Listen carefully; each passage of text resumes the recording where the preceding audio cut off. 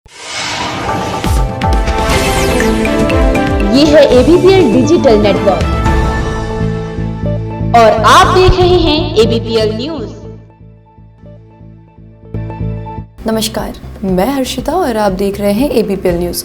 UP के लोकसभा क्षेत्र से कांग्रेस के पूर्व सांसद कमल किशोर कमांडो ने केंद्र और यूपी की भाजपा सरकार पर जमकर जुबानी हमला बोला है। उधम सिंह नगर के किच्छा पहुंचने कांग्रेस के पूर्व सांसद कमल किशोर कमांडो का कांग्रेसियों ने माल्यार्पण कर जोरदार स्वागत किया। साथ ही लखीमपुर में घायलों से मिलने के बाद किच्छा में कांग्रेस प्रदेश सचिव संजीव कुमार सिंह के निवास पर मीडिया से बात करते हुए पूर्व सांसद कमल किशोर ने केंद्र और यूपी सरकार पर लखीमपुर घटना के दोषी केंद्रीय राज्य मंत्री तथा उनके पुत्र को बचाने का आरोप लगाया है। उधम सिंह नगर के किच्छा पहुंचे बहराइच लोकसभा क्षेत्र से पूर्व सांसद कमल किशोर कमांडो का कांग्रेस प्रदेश सचिव संजीव कुमार सिंह के नेतृत्व में कार्यकर्ताओं ने जोरदार स्वागत किया। किच्छा पहुंचने के बाद कांग्रेस के पूर्व सांसद कमल किशोर कमांडो ने आरोप लगाया कि लखीमपुर में हुई घटना के लिए पूरी तरह से भाजपा सरकार जिम्मेदार है। पूर्व सांसद कमल किशोर का कहना था कि पिछले 10 महीने से किसानों द्वारा कृषि कानून को निरस्त करने तथा MSP पर फसल खरीद की गारंटी की मांग को लेकर दिल्ली की सीमाओं पर आंदोलन किया जा रहा है। बावजूद इसके केंद्र की मोदी सरकार द्वारा किसानों की समस्याओं का कोई समाधान नहीं किया गया है, जिससे किसानों में भारी रोष व्याप्त है। लखीमपुर की घटना का जिक्र करते हुए पूर्व सांसद कमल किशोर ने कहा कि वे लखीमपुर में पीड़ित मृतक किसानों के परिजनों तथा घायल हुए किसानों से मिलकर आए हैं और पूरे घटनाक्रम में बड़े नरसंहार किए जाने की भाजपा सरकार द्वारा योजना बनाई गई थी, परंतु घटनाक्रम में कई किसानों की मौत हो गई। उन्होंने केंद्रीय राज्य मंत्री तथा उनके पुत्र को पूरे घटनाक्रम के लिए दोषी बताते हुए नैतिकता के आधार पर केंद्रीय मंत्री से इस्तीफे की मांग की और प्रशासन से उनके पुत्र को तुरंत गिरफ्तार करने की मांग करते हुए तीनों कृषि कानून निरस्त करने की मांग दोहराई। इस दौरान उन्होंने भाजपा सरकार पर जमकर जुबानी हमला बोलते हुए केंद्रीय मंत्री से इस्तीफा देने की मांग की। हम बहराइच में कल थे।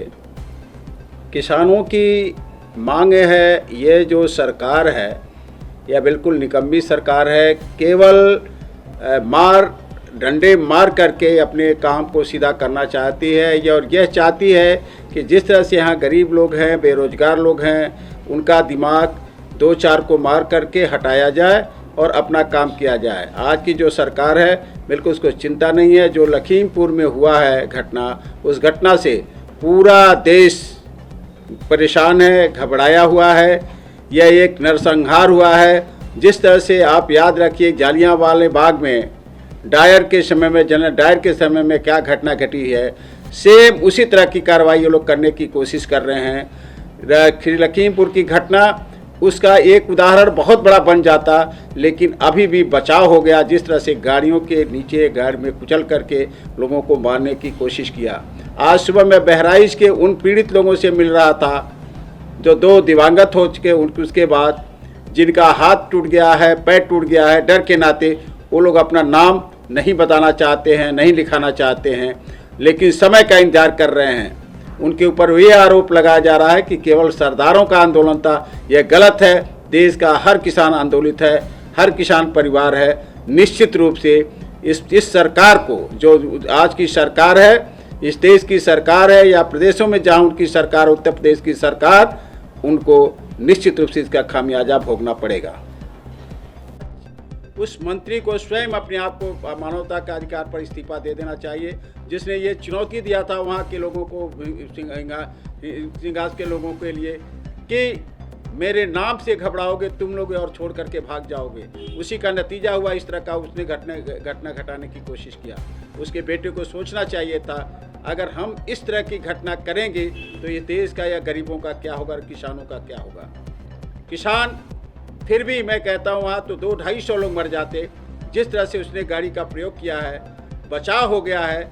जिस तरह से लोग हमसे बातें कर रहे हैं, जिनसे मैंने मिल के आया हूँ आज, वो लोग कह रहे थे कि अगर थोड़ा सा भी और असावधानी हम लोग बरते होते तो शायद जालियांवाला से बड़ा घटना घट सकती थी। 10 महीने से आंदोलन चल रहा है, किसान लोगों को लेकर क्या कहना चाह रहे हैं? देखिए, आंदोलन का चलता रहेगा, आंदोलन से बिल्कुल डर नहीं है। प्रियंका गांधी जी ने हर पीड़ित लोगों से मिलने की कोशिश किया और मैं जानता हूं कि प्रियंका गांधी जी अपने हाथ में इस बागडोर को ले ली है, न्याय करा करके छोड़ेंगी। कश्मीर में एक बार फिर से 90 की दशक की तरह चुन चुनकर हिंदुओं की हत्याएं की जा रही हैं। बताया जा रहा है कि यह सब सीमा पार से पाकिस्तान प्रेरित आतंकवादियों द्वारा किया जा रहा है। जम्मू कश्मीर से धारा 370 और 35A के हटने के बाद अब अफगानिस्तान में तालिबानी शासन के कारण आतंकवादी घटनाओं में एकाएक वृद्धि हुई है। इस दौरान बजरंग दल कश्मीर के हिंदू समाज के साथ पूरी शक्ति से खड़ा हुआ है।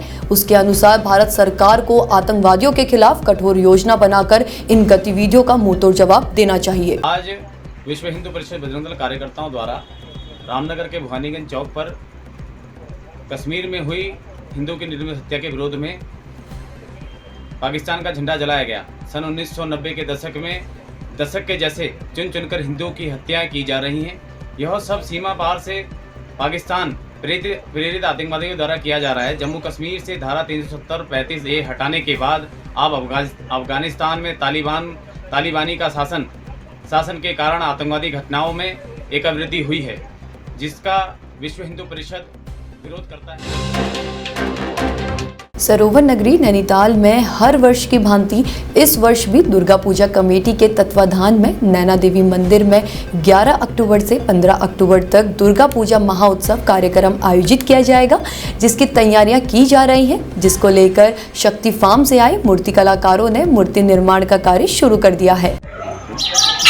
ये वर्ष दुर्गा पूजा का 65वां वर्ष है और इस वर्ष भी कोविड के नियमों का पालन करते हुए पूजा कार्यक्रम किए जाएंगे और हमारे पूरा प्रशासन और सभी नगरवासियों का सहयोग मिला। नगर पालिका परिषद पूरे हमारे साथ जो कंधे से कंधा मिला के कार्य करने में को सफल बनाने में लगी हुई है।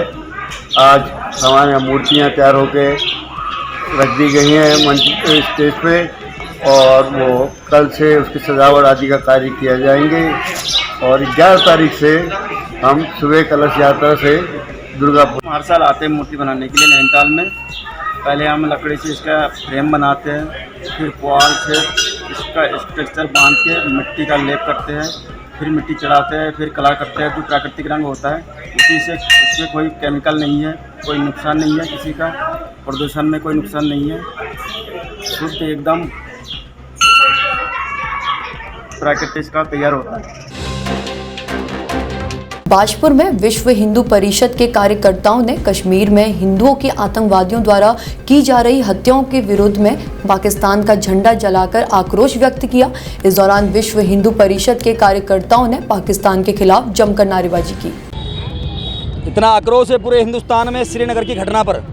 केवल हिंदुओं की आईडी देखकर उन्हें चिन्हित करके विद्यालय के भीतर हिंदू युवक युवतियों को जो वहाँ पढ़ाने का काम करते हैं उनको निर्ममता से आतंकवादियों के द्वारा मारा जा रहा है। और जब से तालिबान का हस्तक्षेप अफगानिस्तान में हुआ है तब से आतंकवादी की घटनाएं बढ़ गई हैं। हमारा अगर बस चले तो पाकिस्तान का झंडा ही नहीं, हम पूरे पाकिस्तान को जलाने का मादा रखते हैं। लेकिन संविधान के दायरे में रहकर देश की सरकार से, शासन प्रशासन से हमारा निवेदन है कि इस आतंकवाद के ताबूत में जो प्रयोगशाला है आतंकवाद की पाकिस्तान, इसमें अब कील ठोकने का समय है और इस पाकिस्तान को निस्ते नाबूद करने का समय है। यह आक्रोश हमने यहाँ व्यक्त किया है बजरंग दल विश्व हिंदू परिषद दुर्गा वाहिनी मातृशक्ति की तरफ से। बाजपुर के मंडी समिति सभागार में राइस मिल्स एसोसिएशन की एक बैठक आयोजित की गई, जिसमें राइस मिल्स एसोसिएशन का गठन किया गया। बैठक में सर्वसम्मति से सत्यवान गर्ग को अध्यक्ष और प्रभु शरण को उपाध्यक्ष नियुक्त किया गया है और साथ ही इस दौरान नवनियुक्त पदाधिकारियों का फूलमालाओं से स्वागत किया गया। एसोसिएशन का अध्यक्ष रहा हूँ। आज भी राइस मिल उन्होंने मेरे ऊपर भरोसा जताया है, इसलिए उन्होंने दोबारा फिर मेरे को राइस मिल एसोसिएशन का अध्यक्ष बनाया। इसमें सब लोगों को एक साथ लेकर पूरी राइस मिल एक साथ एकजुट होकर चलेगी और इनका भरोसा जो है मैं पूरा करूंगा। जो इनकी डिमांड होगी वो सब पूरी की जाएगी। किसानों के साथ मिलजुल कर धान की खरीद की जाएगी। किसी भी किसान को परेशान नहीं किया जाएगा। कोई भी राइस मिलर भी कोई भी राइस मिल वालों को भी परेशान नहीं किया जाएगा और सबको बराबर लेके चलेंगे। हम लोग जितने सेंटरों पे धान तुलेगा सबको बिल्कुल बराबर बांटेंगे। अगर कोई अधिकारी अलग से किसी मिल वाले से सेटिंग करके माल तुलवाता है तो उसकी राइस मिल एसोसिएशन कंप्लेंट करेगी। और भाजपा सरकार में हमारे मंत्री जी भी हमारे साथ हैं। हमें जो भी काम पड़ता है मंत्री जी से कहते हैं, इस्पाल आर्य जी से, वो हमारा काम करवाते हैं। और आगे भी हमें भरोसा है कि सारा स्टाफ हमारा सुचारू रूप से काम करेगा और हम लोग मिलजुल कर सारा काम करेंगे और किसी भी किसान को भी परेशानी नहीं आने देंगे और सारा धान किसानों का तुलवाएंगे मिलों में। रानीखेत में सत्य सनातन धर्म मंच ने छावनी परिषद के बहुउद्देश्य सभागार में रविवार को विचार गोष्ठी का आयोजन किया जा रहा है। इसकी जानकारी देते हुए सनातन धर्म मंच के संरक्षक गंगागिरी महाराज जूना अखाड़ा ने बताया कि लोगों के सहयोग से आयोजन किया जा रहा है। कार्यक्रम में कई संत महंत शिरकत करेंगे, लेकिन विचार गोष्ठी से पहले रानीखेत बाजार में शोभा यात्रा निकाली जाएगी। ये कार्यक्रम हमारा सनातन धर्म की एक विचार गोष्ठी है और इस कार्यक्रम में मुख्य रूप से हम सभी सनातनियों को जोड़ते हैं और सभी सनातन धर्मी अपने धर्म के बारे में जान सकें और सनातन धर्म क्या है, इसकी पद्धति क्या है, इसके विचार क्या है, इसका आधार क्या है, इस बारे में अधिक से अधिक जान सकें। यही हमारी इसमें एक कोशिश रहती है और ये हम हर साल लगभग 10 अक्टूबर को ये कार्यक्रम करते हैं।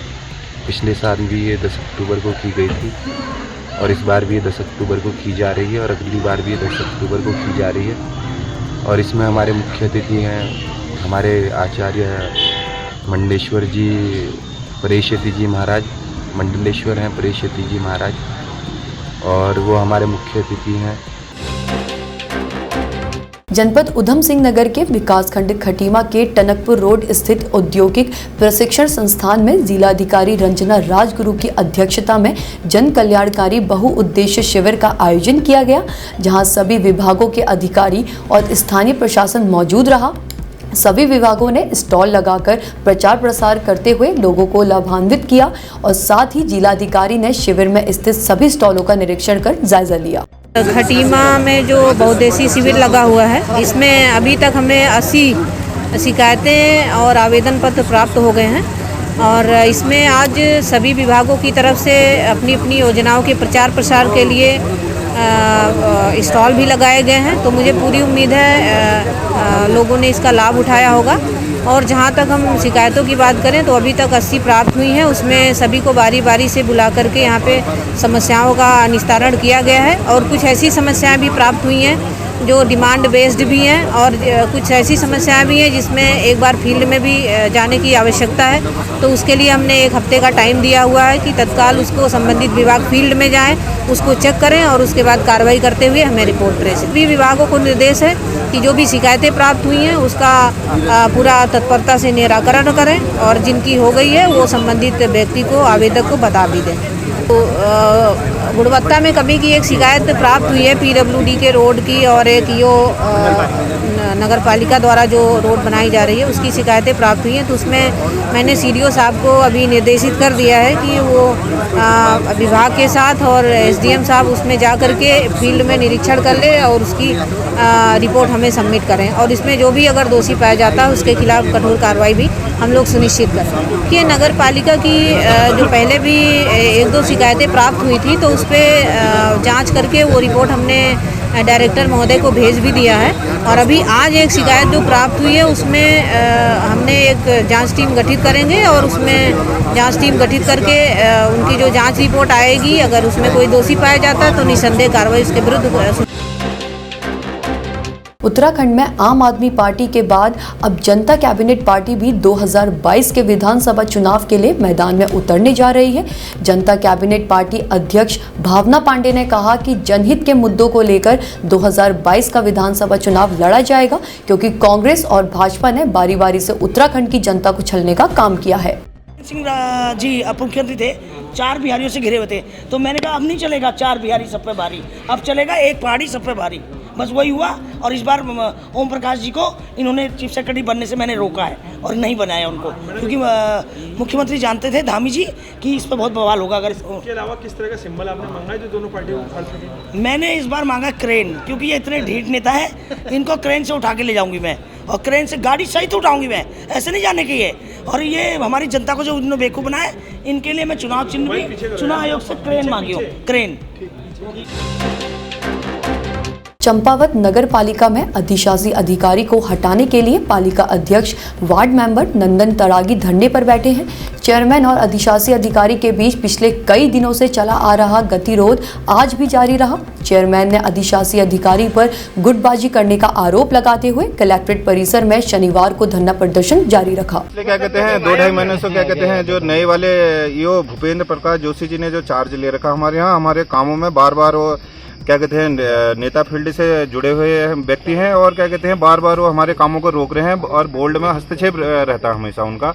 उनके कार्यों से क्षुब्ध होकर क्या कहते हैं यहाँ कर्मचारी और क्या कहते हैं पूरे हमारी बोर्ड क्या कहते हैं तब से क्या कहते हैं कार्यों में बाधा पड़ रही है और नगर के अन्य कार्यों में बाधा है और वार्ड के काम रुक रहे हैं विकास। योगी कार्य प्रणाली से हम सब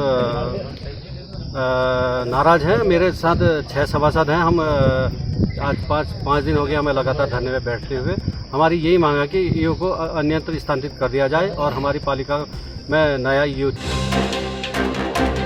सरोवर नगरी नैनीताल डीएसबी कॉलेज के दीक्षारंभ कार्यक्रम के समापन समारोह में मुख्य अतिथि के रूप में परिसर निर्देशक प्रोफेसर LM जोशी ने छात्रों को बताया कि ज्ञान के अभाव मनुष्य की स्थिति पशु के समान होती है। यदि हम अपने जीवन में उच्चतम लक्ष्य को प्राप्त करना चाहते हैं तो वह ज्ञान के माध्यम से ही संभव है। अभी के लिए इतना ही। जुड़े रहिए ABPL न्यूज के साथ। धन्यवाद। ये है ABPL डिजिटल नेटवर्क और आप देख रहे हैं ABPL न्यूज।